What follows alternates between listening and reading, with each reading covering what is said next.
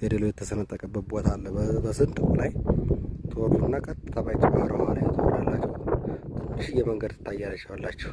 ራቅ ብዬ ስለምቀርጸው በጣም ይቅርታ ጋራ እያልኩ እዚህ ነው ታሪኩን ሁሉም ነገር በኢትዮጵያ ውስጥ ብቸኛ የሚገኘው እዚህ ነው። ቤተክርስቲያኑ ታቦቱ ወይም ጽላቱ የሚገኘው የአርባዕቱ እንስሳ ጽላታቸው እዚህ ነው የሚገኘው እና አርባዕቱ እንስሳ ጣሊያን ድሮ ያፈረሰው ያቻት ተራራዋ ላይ ያለች ትንሽ የቆርቆሮ ትታያለች። ሩቅ ስለሆንኩኝ ነው ይቅርታ።